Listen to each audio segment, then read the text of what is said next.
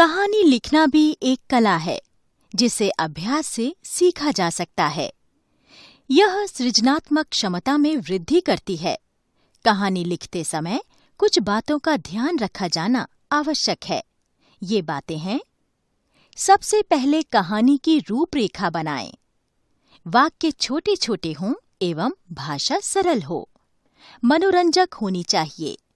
कहानी किसी उद्देश्य को लेकर लिखनी चाहिए। कहानी का आरंभ रोचक एवं आकर्षक हो। शीर्षक छोटा एवं विषय से संबंधित होना चाहिए। कहानी भूतकाल में लिखी जाती है। घटनाओं को क्रम से देना चाहिए। कहानी लिखने के अनेक ढंग हैं। कहानी विषय पर, शिक्षा पर सीधे भी लिखी जा सकती है।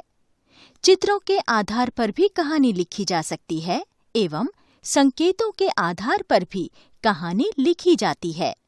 उदाहरण: चित्रों को देखिए, समझिए और अपने शब्दों में कहानी लिखिए तथा शीर्षक भी दीजिए। मूर्ख गधा। प्राचीन काल में छगनमल नामक व्यापारी के पास एक घोड़ा और एक गधा था। वह उन दोनों पर सामान लादकर अलग अलग नगरों में बेचने के लिए जाता था। ज्यादातर तो वह शाम तक अपने घर लौट आता था, किंतु कई बार दूर होने पर 2-4 दिन भी लग जाते थे। एक दिन व्यापारी रोज की तरह घोड़े और गधे की पीठ पर सामान की गठरियां रखकर बाजार की ओर चल पड़ा। उस दिन घोड़े की तबीयत खराब थी और वजन भी अधिक था। घोड़े को चलने में परेशानी हो रही थी। घोड़े की सहन शक्ति जब समाप्त होने लगी तो उसने गधे को बताया कि मेरी तबीयत ठीक नहीं है, मुझसे इतना बोझ लेकर नहीं चला जा रहा। उसने गधे से प्रार्थना की, तुम मेरा बोझ थोड़ा बांट लो। किंतु गधे को उस पर दया नहीं आई। उसने अपने साथी की सहायता करने से मना कर दिया। उल्टे घोड़े को कामचोर कहकर डांट भी दिया। थोड़ी दूर चलने के बाद घोड़ा लड़खड़ाकर गिर पड़ा। घोड़े को गिरते देख व्यापारी घबरा गया। उसने जांच कर देखा कि घोड़ा बीमारी के कारण बेहोश हो गया है। उसने उस पर थोड़ा पानी डाला। घोड़े को कुछ होश आया। उसने घोड़े की देखभाल की जिम्मेदारी वहीं नजदीक के अपने जानकार को सौंप दी। फिर उसने घोड़े की पीठ का सामान भी गधे पर लाद दिया। अब गधा मन ही मन सोच रहा था, यदि मैंने घोड़े की सहायता की होती तो मुझे यह कष्ट नहीं उठाना पड़ता। शिक्षा: हमें कष्ट में अपने साथी की मदद करनी चाहिए। बुद्धि की परीक्षा। प्राचीन समय में एक राजा के 5 पुत्र थे। यूं तो पांचों ही गुणी, बुद्धिमान एवं आज्ञाकारी थे, परंतु राजा की इच्छा थी कि राजा वही बने जो सबसे बुद्धिमान हो। उन्होंने महामंत्री से सलाह की। महामंत्री ने सुझाव दिया, 5 राजकुमारों की परीक्षा लेते हैं। जो सबसे जल्दी और कुशलता से परीक्षा में सफल हो उसी को राजगद्दी सौंपी जाए। राजा को मंत्री की बात जच गई। मंत्री की योजना के अनुसार सभी राजकुमारों को मिट्टी के कच्चे घड़े दिए गए और घड़ों को ओस से भरकर लाने को कहा और सभी से अलग अलग तरफ जाने को कहा।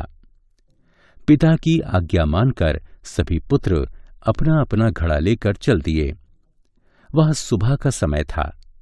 हर राजकुमार सोचने लगा कि ओस तो रात के समय ही हो सकती है, इसलिए वे अपने घड़े पास में रखकर रात होने की प्रतीक्षा करने लगे।